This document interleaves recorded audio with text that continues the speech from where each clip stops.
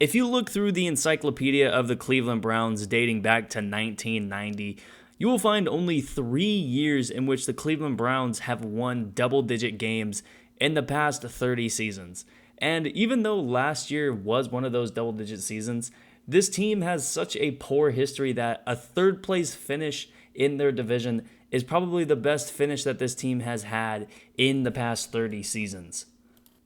Things are so bad for the Cleveland Browns that over the past 30 seasons, the average game over those 30 years was a 4-point loss, and the record in those 30 seasons was 156 wins, 355 losses, and 1 tie. However, even though the Cleveland Browns had a really gloomy first 29 years of those 30 years, the 30th of those 30 years in 2020 was probably the best year that a lot of Cleveland Browns fans that are alive right now have ever witnessed in terms of being a football and Cleveland Browns fan.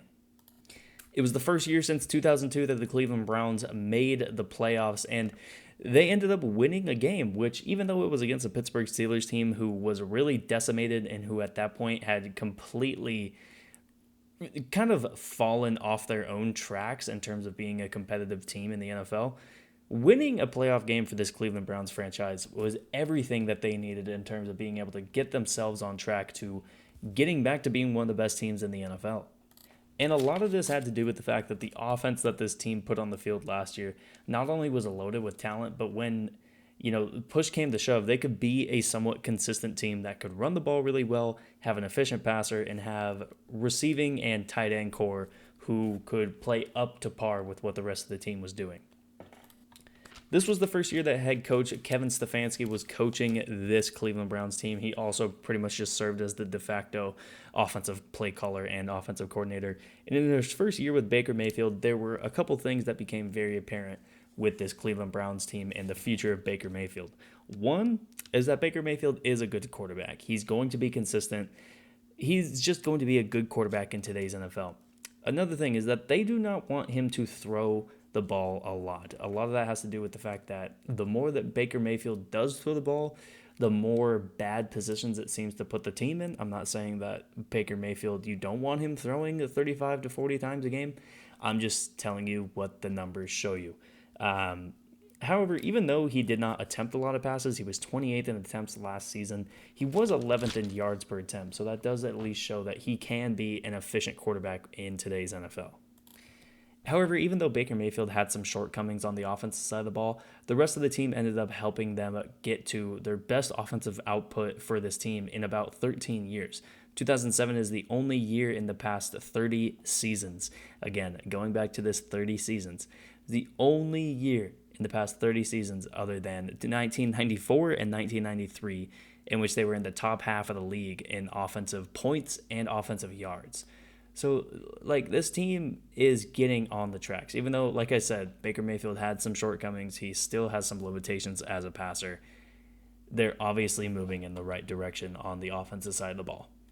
Now, what did help Baker Mayfield a lot last season was the fact that he had a really good complementary group of skill position players and probably a top 5 offensive line in the NFL. They have easily the number 1 running back tandem in the NFL with Nick Chubb and Kareem Hunt behind him in the backfield. And the receiving core, once it is back to being healthy, I say receiving core meaning the wide receivers and the tight ends. At wide receiver, you're going to have Jarvis Landry. You're going to have Odell Beckham Jr. Donovan Peoples-Jones looks like he's going to be a really exciting third wide receiver. They have Austin Hooper, David Njoku, Harrison Bryant is a decent tight end as well. And their offensive line, like I said, is probably top 5 in the NFL. They had the 3rd most rushing yards last year, and they were 8th in terms of letting up the least amount of sacks in the NFL last season.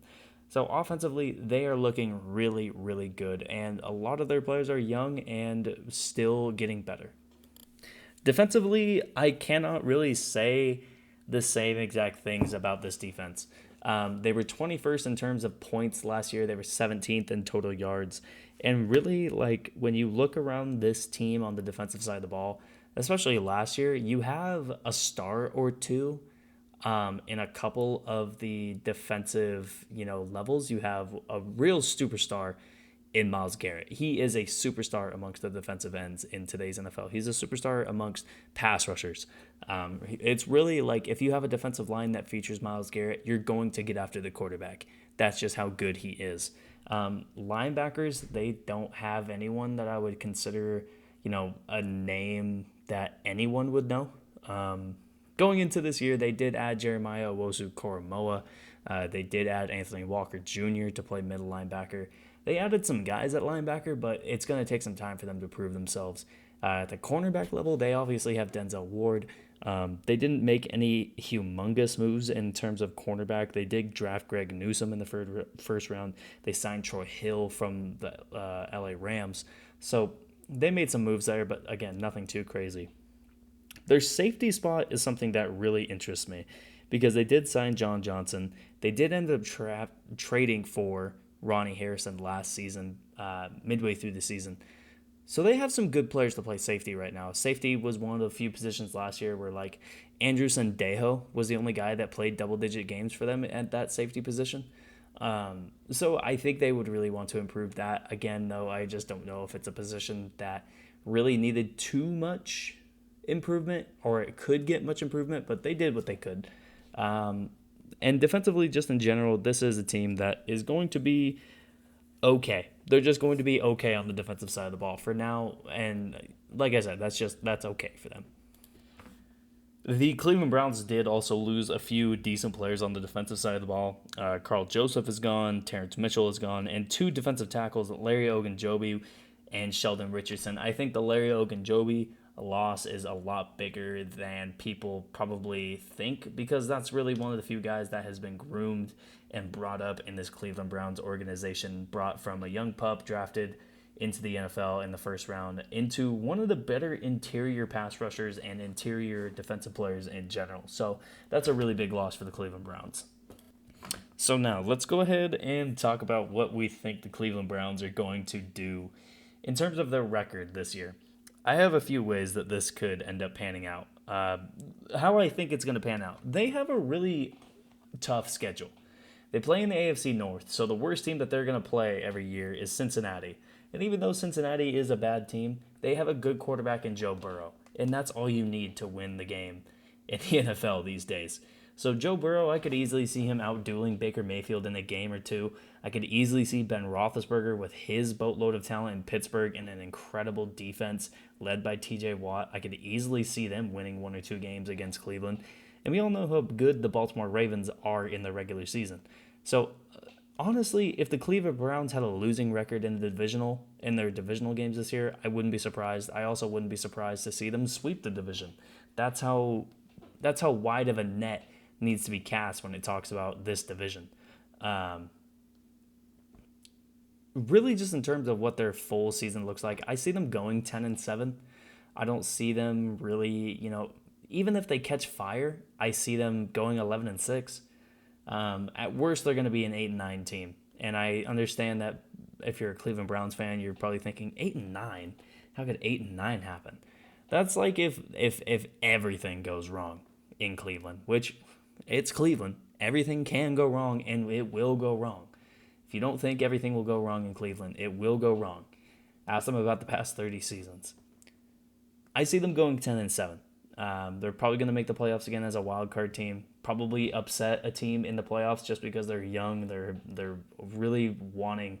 They really want a Super Bowl in Cleveland. Like, they don't just want to be a good team. They just want a Super Bowl. And they got their first close taste of it last year. So maybe that doesn't help.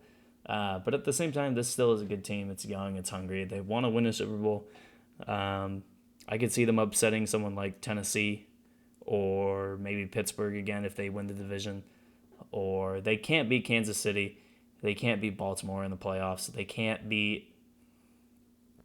I don't know who else they can't beat, but they definitely can't beat Kansas City or Baltimore. They could beat Tennessee. They could maybe beat Buffalo. That'd be an interesting game. But yeah, this still ain't the year for Cleveland. 10-7, probably the 6th or 7th seed in the AFC.